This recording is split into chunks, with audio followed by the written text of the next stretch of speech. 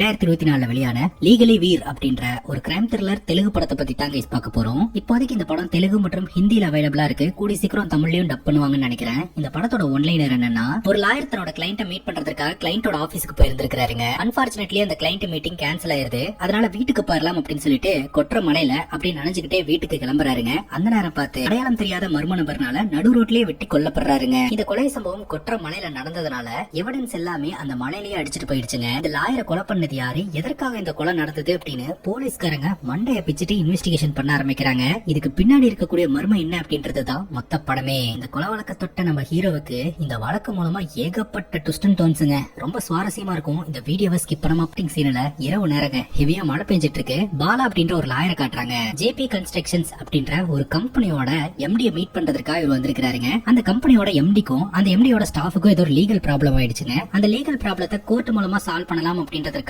பேசுறதுக்காக தான் பாலா வந்திருக்காரு. ரொம்ப நேரம் ஆகியுமே கிளைண்ட் வர கிடையாது. அதே சமயம் பாலாக்கும் வெயிட் பண்றமே அப்படின்னு கொஞ்சம் கூட போர் அடிக்கல. ஏன்னா அவர் ஜாலியா ஹெட்போன்ஸ் மாட்டிக்கிட்டு அவரோட கேர்ள் ஃபிரெண்ட் கிட்ட கடலையை போட்டுக்கிட்டு இருப்பாருங்க. ஒரு பர்டிகுலர் டைமுக்கு மேல மீட்டிங் கேன்சல் ஆயிடுச்சு அப்படின்ற ஒரு தகவல் வருது. சரி மீட்டிங் தான் கேன்சல் ஆயிடுச்சு, வீட்டுக்கு போலாம் அப்படின்னு சொல்லிட்டு இந்த லாயர் ஹெல்மெட் எடுத்துட்டு டோர் ஓபன் பண்ணிட்டு வெளியில வந்தா ஹெவியா மழை பெஞ்சிட்டு இருக்குதுங்க. என்னோட கேர்ள் ஃபிரெண்ட் கிட்ட மழை பெஞ்சுக்கிட்டு இருக்கு, நான் வீட்டுல போயிட்டு பேசுறேன் அப்படின்னு சொல்லிட்டு போனை கட் பண்றாருங்க. அவ்வளவுதான். அந்த டோர் வாசல்லையே யாரோ ஒரு மர்ம நபர்னால வெட்டப்பட்டு ரத்த வெள்ளத்துல கீழே விழுந்து இறந்து போறாருங்க. அந்த கம்பெனியோட சிசிடிவி கேமரால பாத்தீங்கன்னா இந்த லாயர் அந்த டோர் முன்னாடி வந்து விழுந்து இறந்து போறது மட்டும் தான் ரெக்கார்ட் ஆயிருக்கே தவிர கில்லரோட முகமோ கில்லர் வந்து குத்துனதோ ரெக்கார்ட் ஆக கிடையாது.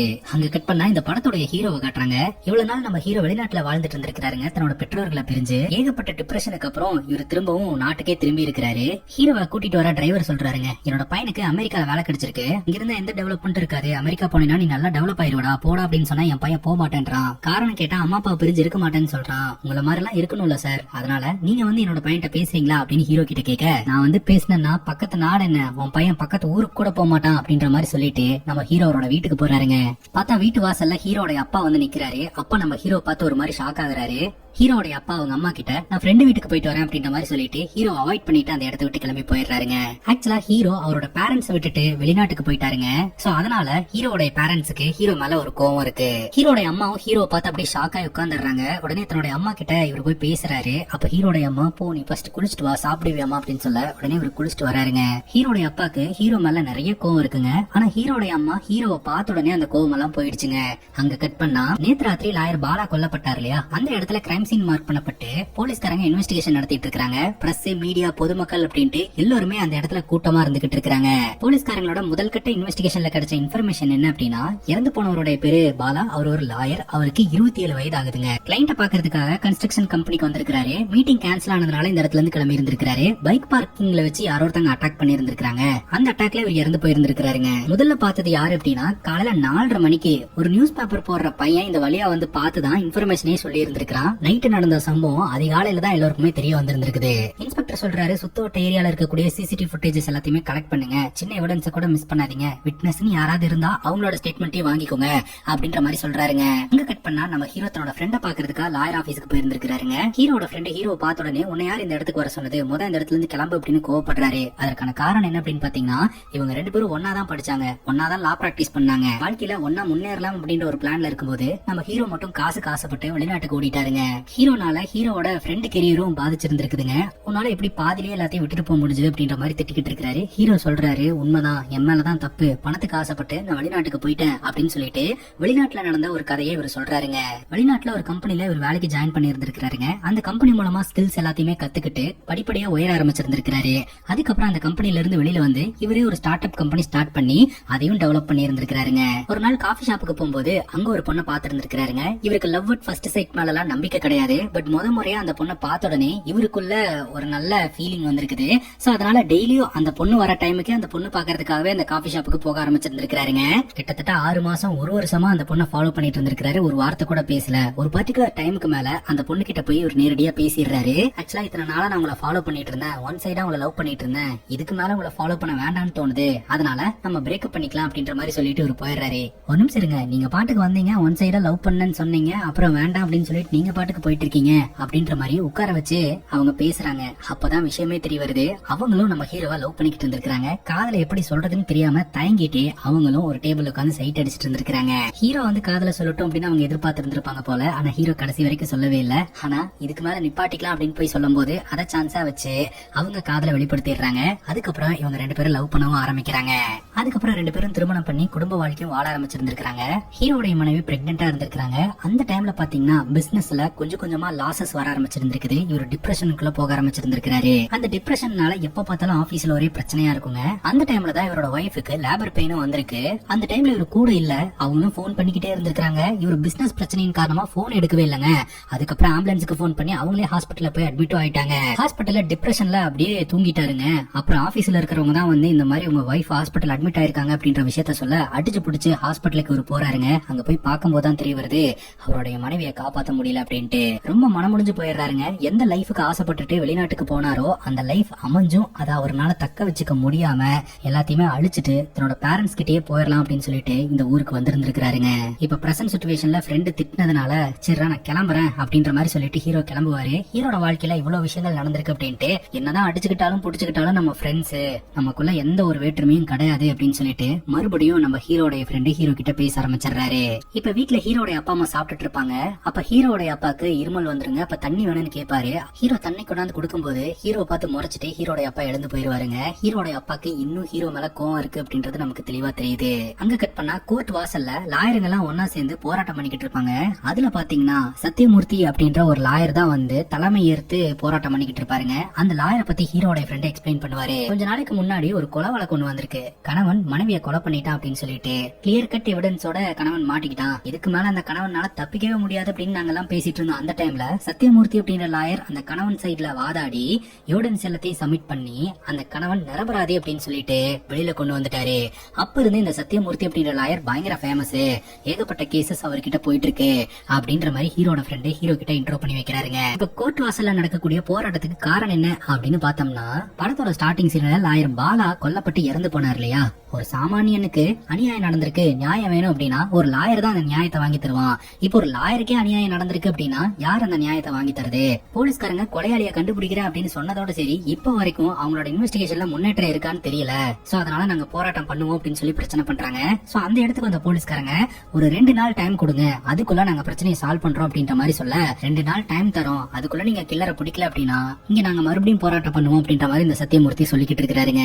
இப்ப போலீஸ் ஸ்டேஷனை கட்டுறாங்க. அந்த கன்ஸ்ட்ரக்ஷன் கம்பெனில மட்டும் தான் சிசிடிவி கேமரா இருந்திருக்கு. சோ அந்த சிசிடிவி கேமரா ஃபுட்டேஜஸ் கலெக்ட் பண்ணி இருக்கதா சொல்றாங்க. இனிமேல் தான் அந்த ஃபுட்டேஜஸ் எல்லாம் ப்ளே பண்ணி பார்க்கணும். அதுக்கு முன்னாடி இந்த பாலாவோட அப்பா கிட்ட பாலாவை பத்தி பேசலாம் அப்படின்னு சொல்லிட்டு, பாலா எந்த மாதிரி பையங்க, பாலாக்கு இனிமிங்க யாராவது இருக்காங்களா அப்படின்னு கேட்கும்போது, என் பையன் ரொம்ப நல்ல பையங்க, அவனை போய் இப்படி கொலை பண்ணிருக்காங்கன்னு நினைக்கும் போது எனக்கே ரொம்ப அதிர்ச்சியா இருக்கு அப்படின்ற மாதிரி அவங்க அப்பா அழுகுறாருங்க. இன்ஸ்பெக்டர் சொல்றாரு, பாலா பண்றது லாயர் வேலை, ஒருத்தருக்கு நல்லவனா இருந்தா இன்னொருத்தனுக்கு கெட்டவனா தான் தெரிவாங்க, நல்லா யோசிச்சு சொல்லுங்க, உங்க பையனுக்கு யாராவது எதிரிங்க இருந்தாங்களா அப்படின்ற மாதிரி கேட்க, அப்பதான் பாலாவோட அப்பா சொல்றாரு, ஒரு முறை மார்க்கெட் போனப்போ ஒருத்தன் வந்து பாலாவை போட்டு அடி அடின்னு அடிக்க ஆரம்பிச்சிட்டான். ஏன் அடிக்கிறான், எதுக்கு அடிக்கிறான்னு எங்களுக்கு ஒண்ணுமே புரியல. அதுக்கப்புறம் ஜனங்க எல்லாம் கூட்டிட்டாங்க. அதுக்கப்புறம் ஜனங்களை பார்த்து பயந்து அவன் அந்த இடத்துல இருந்து ஓடிட்டான் அப்படின்னு சொல்ல, மறுபடியும் அவனை பாத்தீங்களா அப்படின்னு கேட்கும்போது, அதுக்கப்புறம் அவனை பாக்கல. ஆனா 2 மாசத்துக்கு அப்புறம் என்னோட பையன் முகமெல்லாம் காயத்தோட வீட்டுக்கு வந்தான். என்னடா ஆச்சு அப்படின்னு கேட்டதுக்கு, ஒரு சின்ன ஆக்சிடென்ட் ஆயிடுச்சுப்பா அப்படின்ற மாதிரி சொல்லிட்டு அவன் பாட்டுக்கு போயிட்டான்.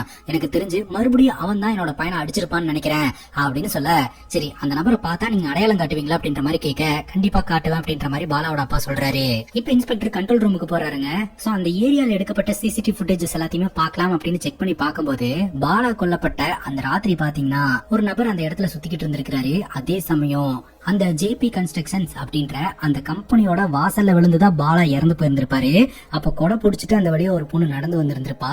அந்த பொண்ணுடைய பேரு வைதேகிங்க.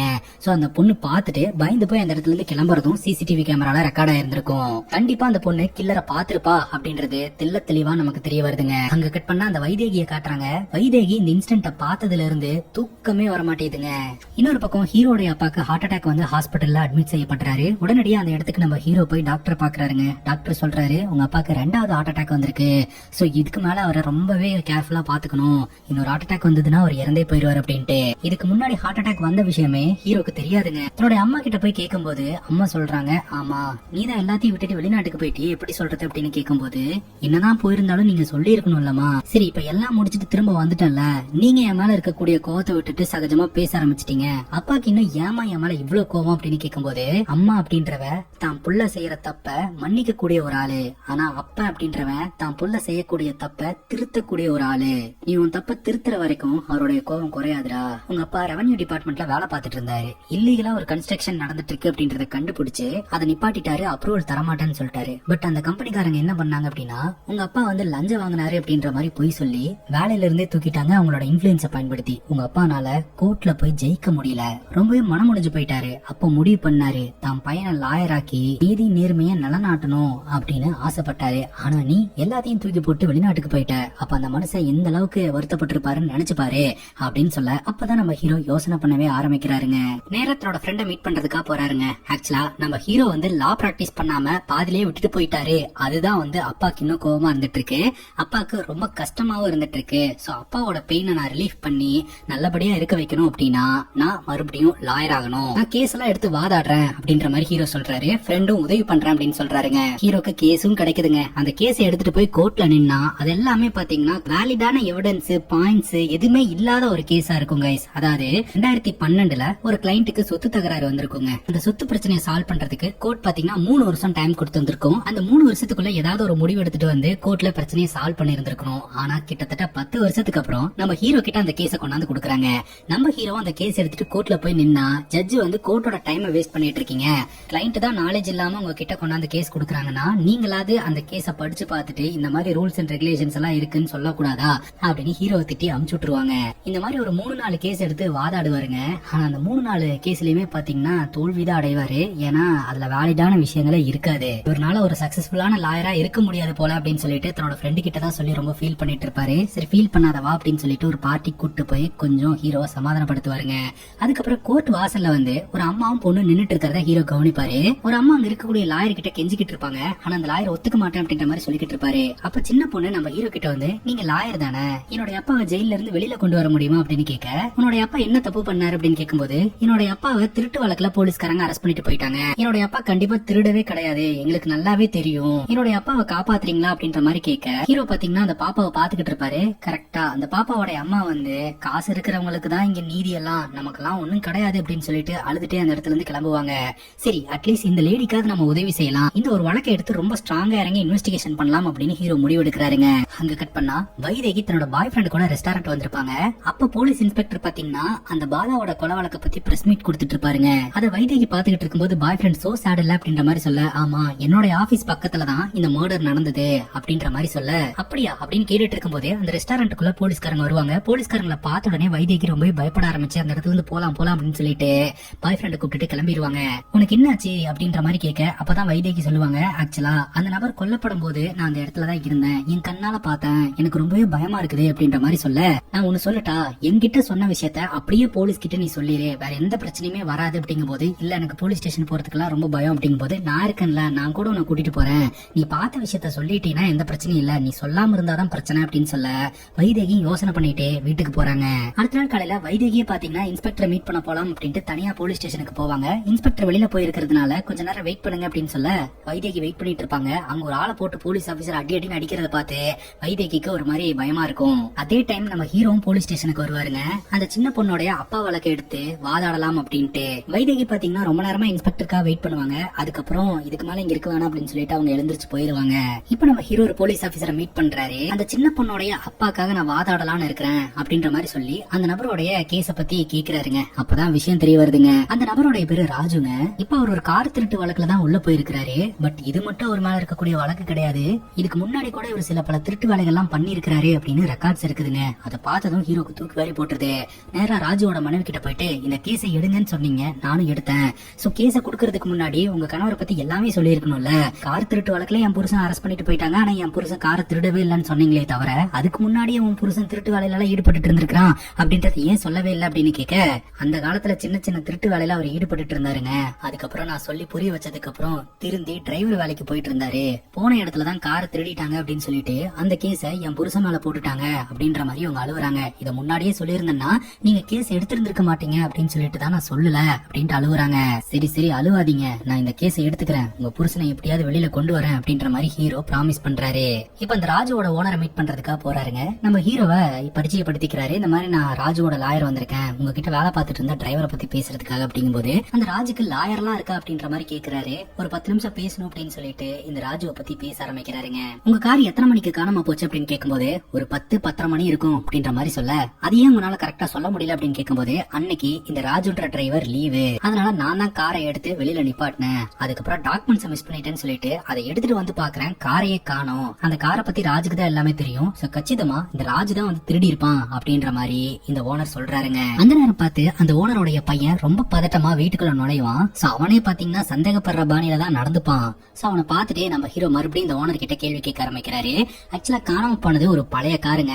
அந்த பழைய கார் பாத்தீங்கன்னா இந்த ஓனருக்கு சென்டிமெண்டான காரா, அந்த காரை எடுத்துட்டு போய் வித்தா கூட அவ்வளவு பெரிய அமௌண்ட் எல்லாம் வராது. அந்த காருக்கு ஆசைப்பட்டு எப்படி ராஜா உன்னோட வேலையை விடுவான் அப்படின்னு கேட்கும்போது, மேபி அந்த காருக்காகவே என்கிட்ட வேலையில ஜாயின் பண்றதுக்கு வாய்ப்பு இருக்கு, அவன் மேலதான் ஏகப்பட்ட திருட்டு கேஸ் இருக்கு அப்படின்ற மாதிரி இந்த ஓனர் சொல்றாருங்க. ராஜு தான் திருடிட்டு போனா அப்படின்னு உங்ககிட்ட என்ன சார் எவிடன்ஸ் இருக்கு அப்படின்னு கேட்க இந்த ஓனருக்கு கோவம் வருது. நீங்க நம்ம இந்த வழக்கை விசாரிக்க வந்த மாதிரி எல்லாம் தெரியல, என் மேலேயே இந்த கேஸ திருப்பி விடுற மாதிரி தெரியுது அப்படின்னு சொல்ல, அப்படியெல்லாம் ஒண்ணு இல்ல சார், ஒரு வீட்டுல ஒருத்தன் டிரைவரா வேலை பார்த்துட்டு இருக்கான் அப்படின்னா அவனே எப்படி சார் அந்த காரை திருடுவான், அவன் காரை திருடுனானா கண்டிப்பா டிரைவர் மேலதான் டவுட் வரும், முதல் விசாரணையிலேயே மாட்டிப்போம் அப்படின்னு சொல்லிட்டு கண்டிப்பா அந்த வேலையெல்லாம் பண்ண மாட்டாங்க அப்படின்ற மாதிரி ஹீரோ சொல்றாருங்க. அது மட்டும் இல்லாம போலீஸ் ஸ்டேஷன்ல இந்த போலீஸ் ஆபீசர் சொல்லி இருந்திருப்பாரு, இந்த ராஜுவை காப்பாத்தணும்னா ரெண்டே வழி, இந்த காரை வேற யாரோ ஒருத்தங்க திருடினாங்க அப்படின்னா அந்த திருடனை கோர்ட்ல நிப்பாட்டுறது, அப்படி இல்லனா இந்த ராஜுக்கு எதிராக கேஸ் கொடுத்தாங்களே அவங்க இந்த கேஸை விட்ரா பண்றது, இந்த 2 சான்ஸ் மட்டும் தான் இருக்கு அப்படின்னு சொல்லி இருந்திருப்பாரு.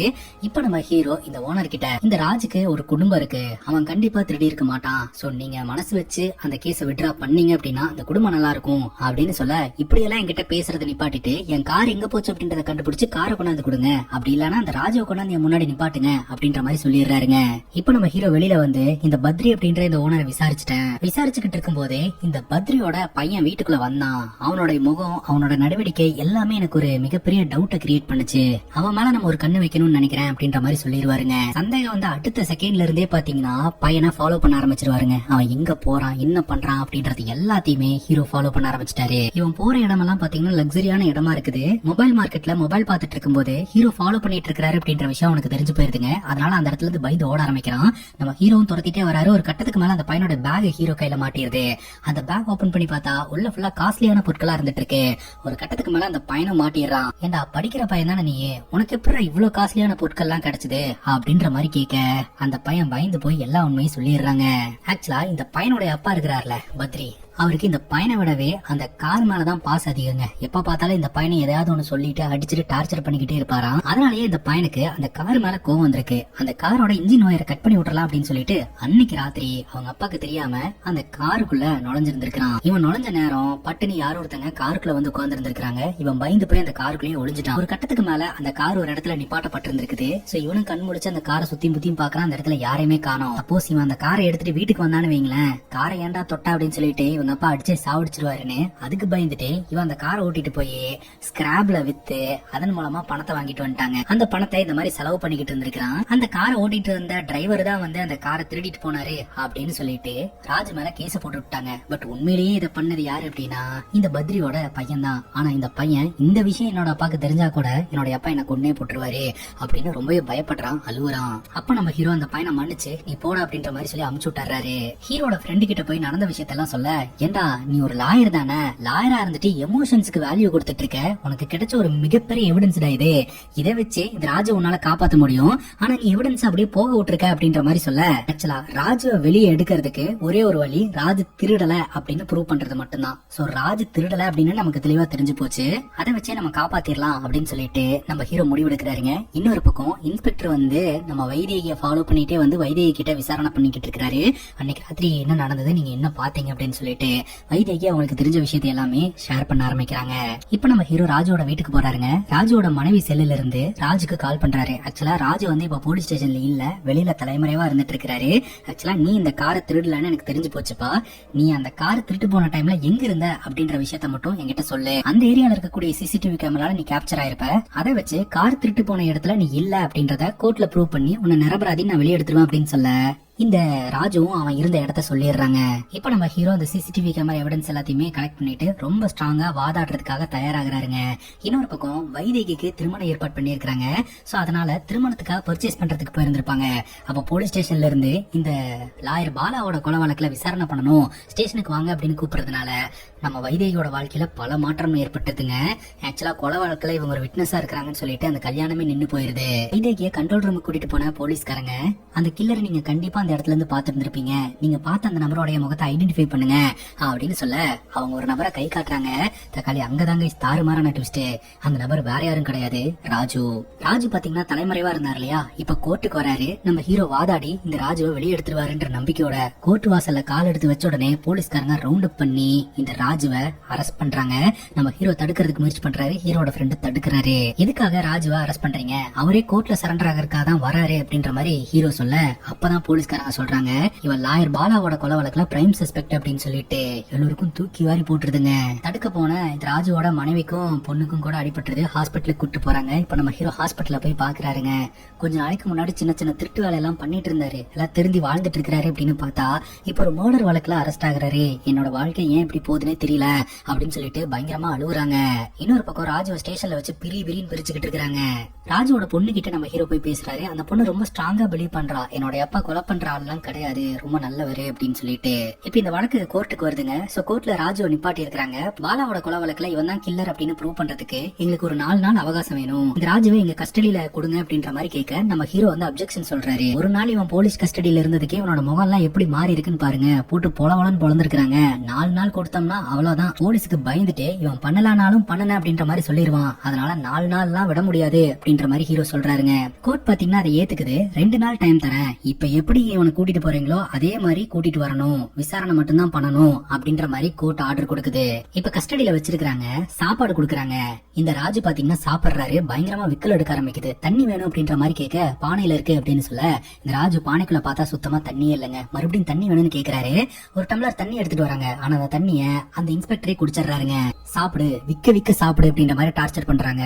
ராஜுவும் பயந்து சாப்பிட ஆரம்பிக்கிறாரு. நான் கொலை பண்ணல சார், கொலை பண்ணல சார் அப்படின்ற மாதிரி சொல்றாரு. நீ கொலை பண்ணியா பண்ணலையா அப்படின்னு நான் கேட்கவே இல்ல, எதுக்கு கொலை பண்ண அதை மட்டும் சொல்லு அப்படின்ற ஆங்கிள்லயே பாத்தீங்கன்னா விசாரணை பண்ண ஆரம்பிக்கிறாங்க. சரி நீ கொலை பண்ணலன்னு சொல்ற, கிரைம் நடந்த இடத்துக்கு கிரைம் நடந்த டைம்ல எதற்காக வந்த அப்படின்னு கேட்கும்போது திரும்ப ராஜு நான் கொலை பண்ணல அப்படின்னு சொல்ல பல்லாருன்னு ஒரு அற விட்டாருங்க இன்ஸ்பெக்டர். இன்னொரு பக்கம் ஜெயில இருக்கக்கூடிய ராஜுவை பாக்குறதுக்காக ராஜுவோட மனைவி வந்திருக்காங்க. பொண்ணு உங்களை பாக்கணும்னு ரொம்ப ஆசைப்படுறா அப்படிங்கும்போது பொண்ணெல்லாம் இங்க கூட்டிட்டு வராதமா, என்ன பார்த்தானா அவ தாங்கவே மாட்டா அப்படின்ற மாதிரி சொல்ல தாங்க மாட்டான்னு சொல்றீங்க, எதற்காக இந்த மாதிரி கிரைம் எல்லாம் பண்றீங்க அப்படின்னு மனைவி கேட்க நான் எந்த தப்பும் பண்ணலாமா அப்படின்னு சொல்ல எந்த தப்பும் பண்ணலன்னா எதுக்கு போலீஸ்காரங்க உங்களை புடிச்சிட்டு வந்து இங்க போட்டிருக்காங்க அப்படின்னு அவங்க கத்த போலீஸ் ஆபீசர் இங்க எல்லாம் கத்தக்கூடாதுமா போமா அப்படின்ற மாதிரி திட்டி அமைச்சிடுறாங்க. இப்ப இன்ஸ்பெக்டர் நம்ம ஹீரோ கூப்பிட்டு பேசுறாரு. இவனை பார்த்தா கிரைமே பண்ணலான்னு உங்களுக்கு தோணுதா, இவனுக்காக எல்லாம் வாதாடி உங்க டைம் வேஸ்ட் பண்ணிட்டு இருக்காதீங்க அப்படின்னு சொல்ல சார் நான் நியாயத்துக்காக வாதாடுறேன், இது என்னோட வேலை அவ்வளவுதான் அப்படின்ற மாதிரி ஹீரோ சொல்லிடுறாரு.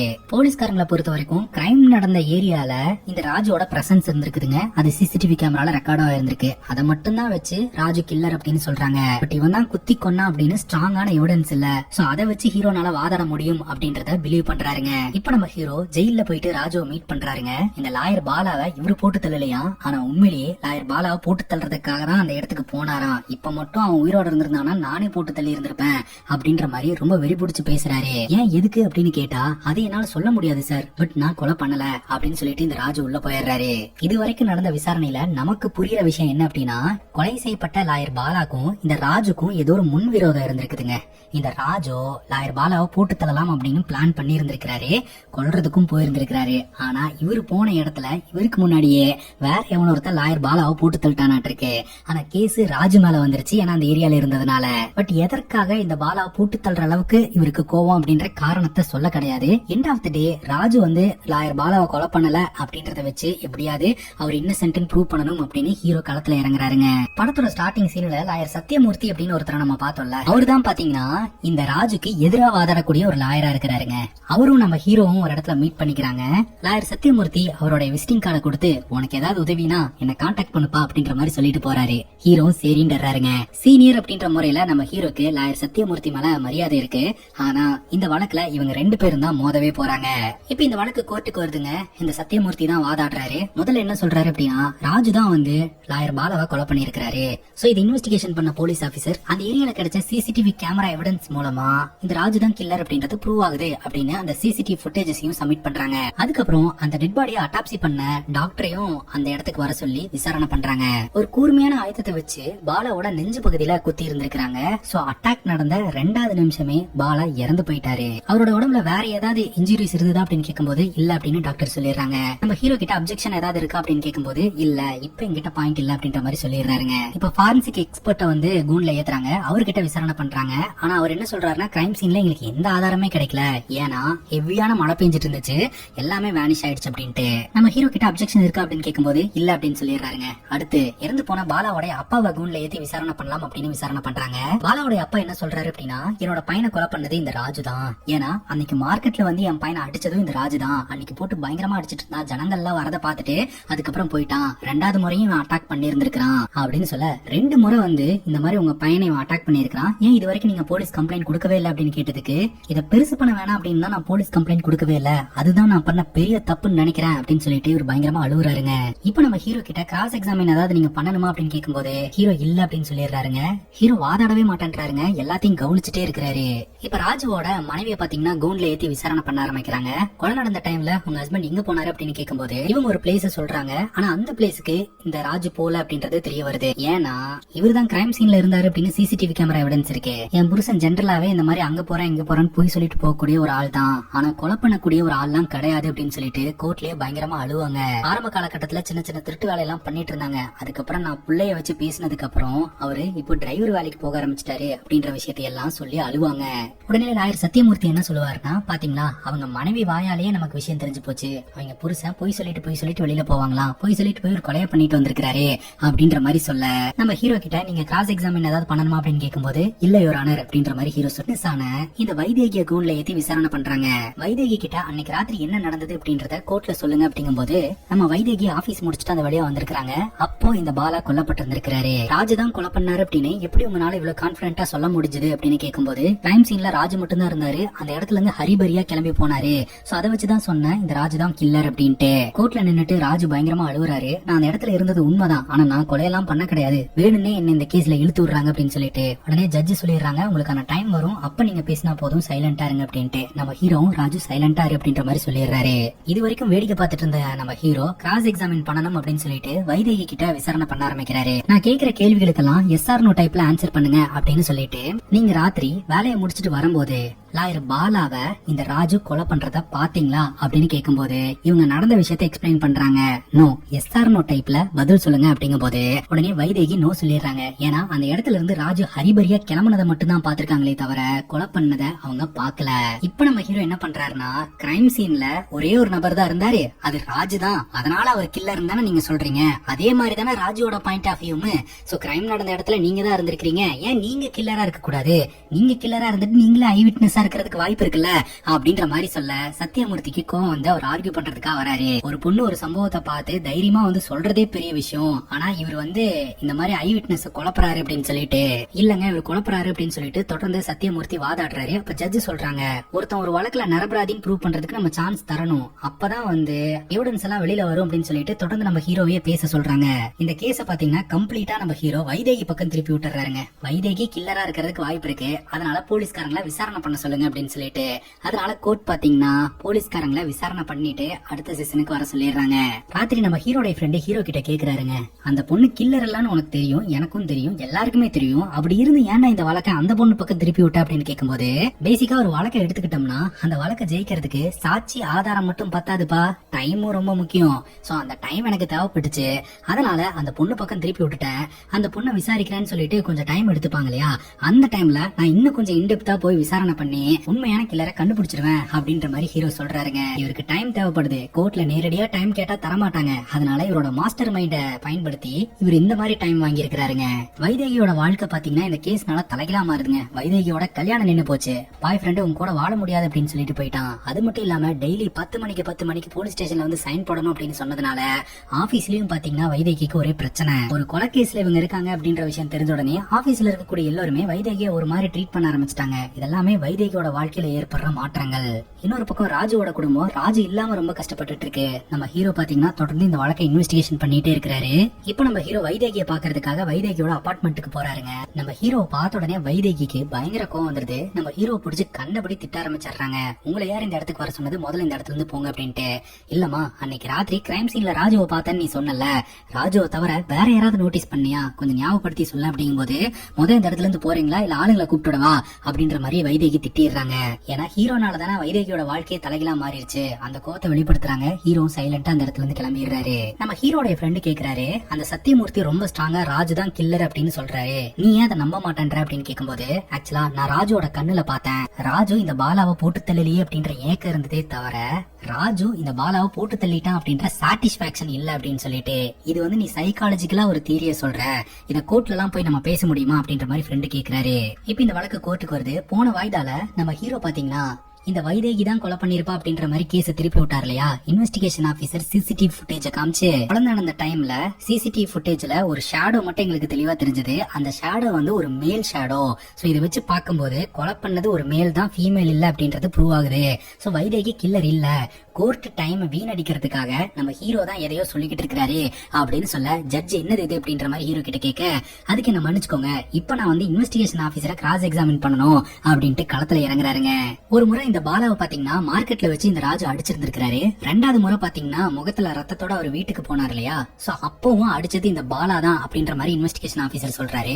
நீங்க எதை வச்சு சொல்றீங்க அப்படின்னு கேட்கும்போது, இந்த பாலாவோட அப்பா சொல்றதை வச்சுதான் நாங்க சொல்றோம் அப்படிங்கும் போது, அந்த டைம்ல பாத்தீங்கன்னா இந்த ராஜு எங்க இருந்தாருன்னு செக் பண்ணி பார்க்கும்போது அவர் சிட்டிலே இல்ல அப்படின்றது தெரிய வருது. சோ ரெண்டாவது முறை இந்த ராஜு வந்து பாலாவை அட்டாக் பண்ண கிடையாது அப்படின்னு சொல்ல எவிடன்ஸ் கொடுப்பா அப்படின்னு சத்தியமூர்த்தி கேக்குறாரு. நான் இன்னொரு ஆளை கூண்டுல ஏத்தணும் அப்படின்னு சொல்லிட்டு இந்த ராஜு வேலை பார்த்துட்டு இருந்தாருல அந்த காரோடைய ஓனர், அவரை கூண்டுல ஏத்தி உங்க மனைவி எப்ப இறந்தாங்க ஞாபகம் இருக்கு அப்படின்னு கேட்கும்போது, அவர் மனைவி இறந்து போனதுக்கும் இந்த வழக்குக்கும் என்ன சம்பந்தம் அப்படின்னு சத்தியமூர்த்தி கேக்குறாரு. சம்பந்தம் இருக்கு அப்படின்னு சொல்லிட்டு அந்த டேட்டை தெரிஞ்சுக்கிட்டு வருஷம் கல்லறைய பாக்குறதுக்காக போவீங்கல்ல, சோ கார்ல போனீங்களா, பஸ்ல போனீங்களா, ட்ரெயின்ல போனீங்களா அப்படின்னு கேட்க, அவர் கார்ல அப்படின்றாரு. கார் ஓட்டுனது யாரு அப்படின்னு கேட்கும்போது நம்ம டிரைவர் ராஜு அப்படின்ற மாதிரி சொல்ல, சோ இவங்க போன டேட்டும் இவங்க அட்டாக் பண்ணதா சொல்லப்பட்ட டேட்டும் ஒண்ணு. ஆக மொத்தம் இந்த பத்ரிக்கு கார் ஓட்டுறதுக்காக ராஜு போயிருந்திருக்காரு. அந்த டைம்ல பாலாவை அட்டாக் பண்ணது இந்த ராஜு தான் அப்படின்னு சொல்லிட்டு ராஜு மேல கேஸ போட்டு இருந்திருக்காங்க. சோ இதன் மூலமா ராஜு ரெண்டாவது முறை வந்து இந்த பாலாவை அட்டாக் பண்ணல அப்படின்றத ஹீரோ எவிடன்ஸோட ப்ரூவ் பண்றாருங்க. ராஜு வந்து இந்த வழக்குல கில்லரே கிடையாது, கிரைம் சீன்ல இவன் இருந்தான் அப்படின்ற ஒரே காரணத்துக்காக இவன் தான் கில்லர் அப்படின்னு அந்த பொண்ணு சொல்லிருச்சு. அந்த பாலாவோட அப்பா ஸ்டேட்மெண்ட்டை வச்சு போலீஸ்காரங்களும் இந்த ராஜு தான் கில்லர் அப்படின்னு முடிவு எடுத்துட்டாங்க.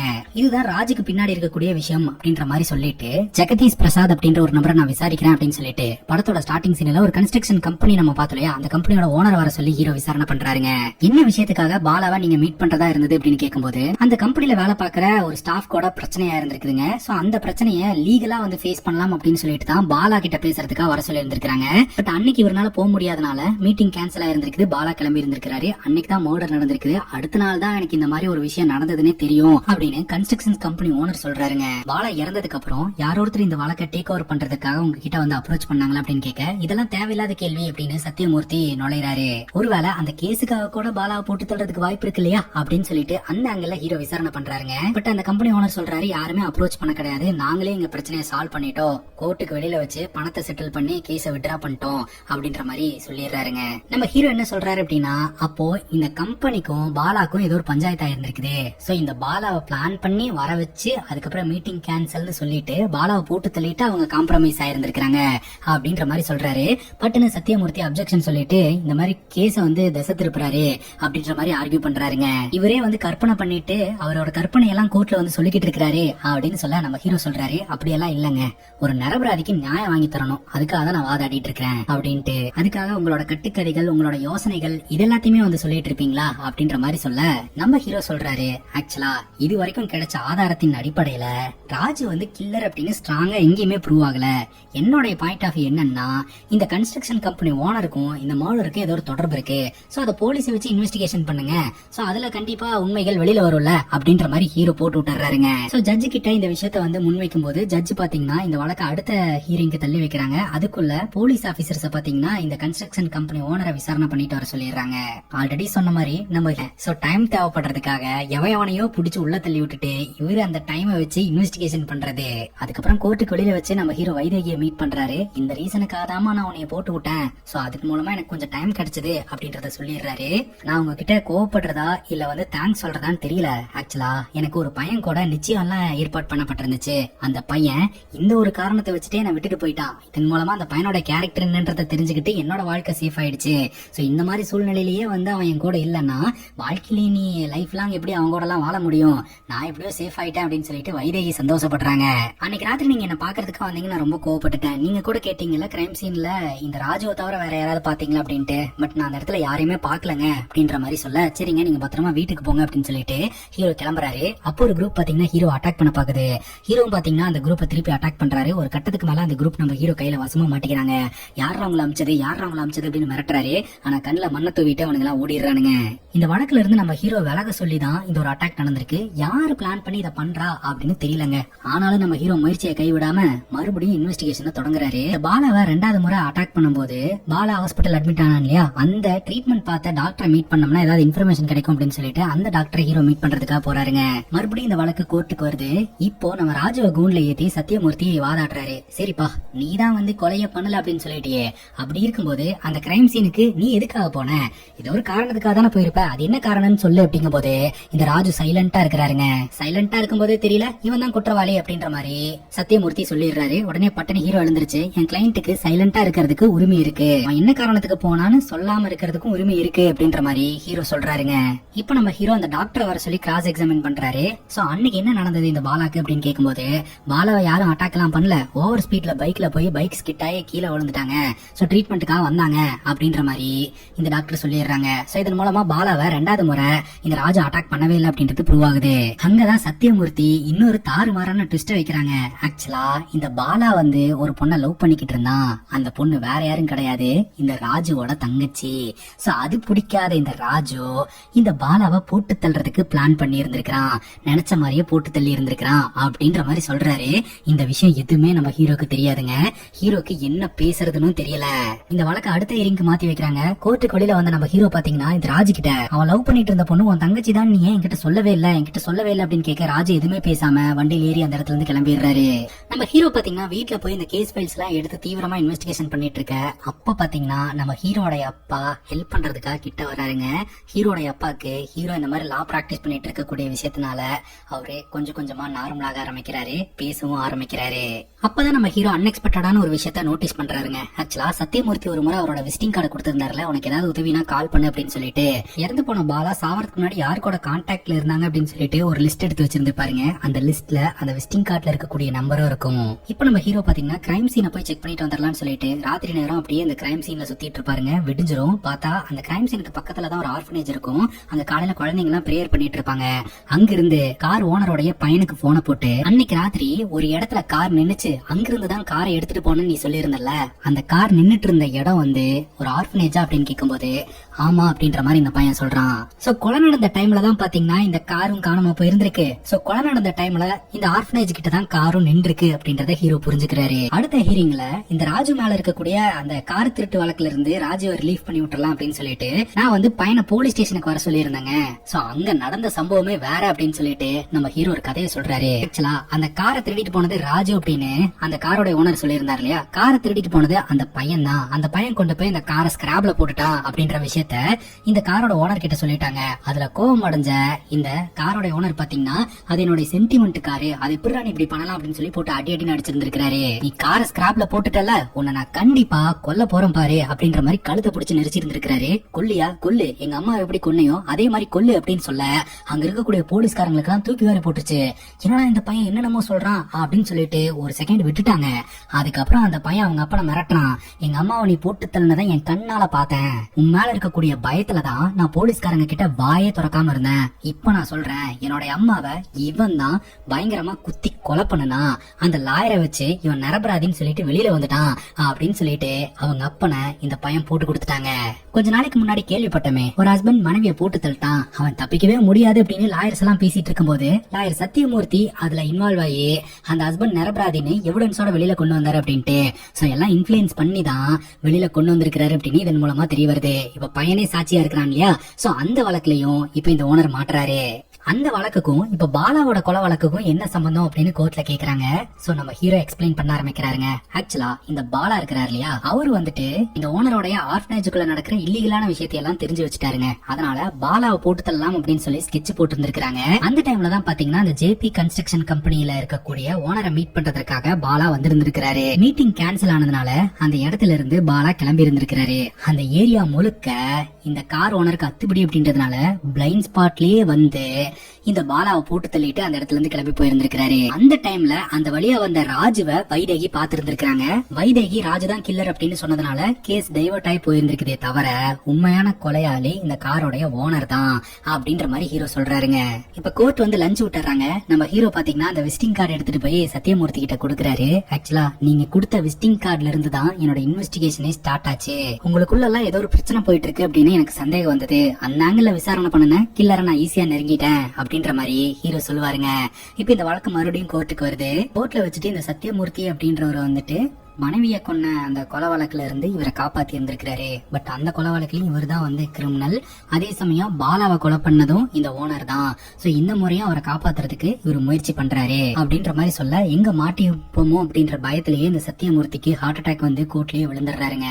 கோர்ட்லயே நின்னுட்டு நம்ம ஹீரோ ஒரு விஷயத்த யோசனை பண்றாரு. அப்பதான் ஒரு உண்மையான விஷயத்தையும் நம்ம கிட்ட சொல்றாங்க. இந்த வழக்கை இன்வெஸ்டிகேஷன் பண்ணிட்டு இருக்கும்போது ஒரு லேடி நம்ம ஹீரோ மீட் பண்றதுக்காக வருவாங்க. அந்த லேடி வேற யாரும் கிடையாதுங்க, லாயர் சத்தியமூர்த்தியோட 2வது மனைவி. லாயர் சத்தியமூர்த்திக்கு ஜூனியரா ஒர்க் பண்ணவங்க தான் அந்த லேடி. அந்த லேடியோட அம்மா அப்பா இருக்காங்க இல்லையா, பணத்தாசை பிடிச்சவங்க. அதனால லாயர் சத்தியமூர்த்தி பாத்தீங்கன்னா பணத்தை கொடுத்து அவங்க அம்மா அப்பாவை கரெக்ட் பண்ணி இந்த பொண்ணை கூடயே வச்சுக்கலாம் அப்படின்னு சொல்லிட்டு அவர் வீட்டுல எப்படி லக்ஸரி ஐட்டங்களை எல்லாம் சேகரிப்பாரோ அதே மாதிரி இந்த பொண்ணையும் ஒரு பொருள் மாதிரி கூடயே வச்சுக்கிட்டு இருந்திருக்காரு, டார்ச்சர் பண்ணிக்கிட்டு இருந்திருக்காரு. சோ இதுதான் நம்ம வாழ்க்கை போல, நம்ம இப்படியே வாழ்ந்துடலாம் அப்படின்னு சொல்லிட்டு இவங்களும் இந்த சத்தியமூர்த்தியை கணவனா ஏத்துக்கிட்டு வாழ ஆரம்பிச்சிருந்திருக்காங்க. ஆனாலும் பாத்தீங்கன்னா இந்த சத்தியமூர்த்தி கிட்ட இருந்து பாசம் கிடைக்கல அப்படின்னு சொல்லிட்டு ரொம்பவே ஃபீல் பண்ணிட்டு இருந்திருக்காங்க. அந்த டைம்ல தான் பாத்தீங்கன்னா சத்தியமூர்த்தி கிட்ட ஜூனியர் லாயரா வந்து பாலா ஜாயின் பண்ணி இருந்திருக்காரு. பாலாவும் இந்த லேடியும் சேர்ந்து ஒரு கேஸ்ல ஒர்க் பண்ணி இருந்திருக்காங்க. அதன் மூலமா இவங்க 2 பேருக்குள்ள ஒரு கனெக்ஷன் ஏற்பட்டு இருந்திருக்குது. அந்த கனெக்ஷன் காதலா மாறி இருந்திருக்குது. சத்தியமூர்த்தி கிட்ட இருந்து கிடைக்காத காதல் எல்லாமே இந்த பாலா கிட்ட இருந்து கிடைச்சிருந்திருக்குது. இவங்க 2 பேரும் பேசிக்கிட்டு இருக்கிற விஷயம் பாத்தீங்கன்னா சத்தியமூர்த்திக்கு தெரிஞ்சு போச்சுங்க. அதனால இந்த பாலாவை போட்டு தள்ளலாம் அப்படின்னு சொல்லி பிளான் பண்ணி இருந்திருக்காரு. உடனடியா இந்த கார் ஓனருக்கு போனை போட்டு இந்த மாதிரி ஒருத்தனை போட்டு தள்ளணும் அப்படின்னு சொல்ல, யாரு எப்பன்னு மட்டும் சொல்லுங்க நான் பாத்துக்கிறேன் அப்படின்ற மாதிரி அந்த காரோட ஓனர் கரெக்டா ஸ்கெட்ச் போட்டு இந்த பாலாவை போட்டு தள்ளி இருந்திருக்கான். கோர்ட்ல வச்சு அந்த பொண்ணையே அசிங்கப்படுத்தணும் அப்படின்னு சொல்லிட்டு அந்த பொண்ணோட நேமை யூஸ் பண்ணாமையே நம்ம ஹீரோ இந்த காரோட ஓனர் தான் கில்லர் அப்படின்ற மாதிரி ப்ரூவ் பண்ணிடுவாருங்க. அதே சமயம் ராஜு அந்த காரையும் திருட கிடையாது, அதே சமயம் கொலையும் பண்ண கிடையாது, அவனுக்கு விடுதலை கொடுங்க அப்படின்ற மாதிரி கேட்க கோர்ட்டும் பாத்தீங்கன்னா ராஜுக்கு விடுதலை கொடுத்துருது. இப்ப எல்லாமே ஓகேப்பா, கில்லர் யாரு அப்படின்னு தெரிஞ்சு போச்சு, எதுக்காக கொலை நடந்துச்சுன்னு தெரிஞ்சு போச்சு. ஆனா இந்த ராஜு எதுக்காக அந்த ஏரியா பக்கம் சுத்திக்கிட்டு இருந்தான், விசாரிக்கும் போது அதை சொல்லவே மாட்டேன்னு சொல்றானே, அதற்கான காரணம் என்ன அப்படின்னு பார்த்தோம்னா இந்த ராஜுவோட தங்கச்சியை பாத்தீங்கன்னா இந்த பாலா லவ் பண்ணிக்கிட்டு இருந்திருக்கான். தங்கச்சி விஷயத்துல பாத்தீங்கன்னா இந்த ராஜுவை மிரட்டி இருந்திருக்கான். தங்கச்சியோட போட்டோஸ் வீடியோஸ் எல்லாம் இருக்குது அப்படின்னு சொல்லிட்டு. இதனாலதான் பாத்தீங்கன்னா ராஜு வந்து இந்த பாலாவை மார்க்கெட்ல வச்சு அடிச்சது. அதுக்கப்புறம் இவனை இப்படியே விட்டு ஆகாது, இவனை போட்டு தள்ளிட வேண்டியதான் அப்படின்னு சொல்லிட்டு இவனை போட்டு தள்ளுறதுக்காக கொலவெறியோட ராஜு அந்த இடத்துக்கு வந்திருந்திருக்காரு. ஆனா அதுக்கு முன்னாடியே அந்த கார் ஓனர் அவனை போட்டு தள்ளிட்டு போக ராஜு கிரைம் சீனுக்கு போக வைதேகி பாத்தீங்கன்னா ராஜு தான் கில்லர் அப்படின்ற மாதிரி இந்த கேஸே இப்படி டைவர்ட் ஆயிடுச்சுங்க. நம்ம ஹீரோ சொல்றாரு, இந்த மாதிரி பாலாவோட போனை செக் பண்ணதுல உன் தங்கச்சி சம்பந்தமான எதுவுமே கிடையாது, அவன் வேணும்னே உன்னை பிளாக்மெயில் பண்ணிருக்கான் அப்படின்ட்டு. இந்த விஷயத்தெல்லாம் கோர்ட்ல சொன்னா தங்கச்சியோட பேரு கெட்டு போயிரும் அப்படின்னு சொல்லிட்டு தான் ராஜு வாயவே திறக்கவே இல்ல. End of the day Raju release ஆயிட்டாரு, பாலா செத்துட்டான், உண்மையான குற்றவாளியும் ஜெயிலுக்கு போயிட்டாரு. குற்றவாளியை இவ்வளவு நாள் சுதந்திரமா வெளியில சுத்த விட்ட லாயர் வந்து இக்கட்டான சூழ்நிலையில ஹாஸ்பிட்டலுக்கும் போயிட்டாரு. நம்ம ஹீரோ இந்த கேஸ்ல ஜெயிச்சதுனால ஹீரோட அப்பாக்கும் ஹீரோவை நினைச்சு ப்ரௌடா இருக்குதுங்க.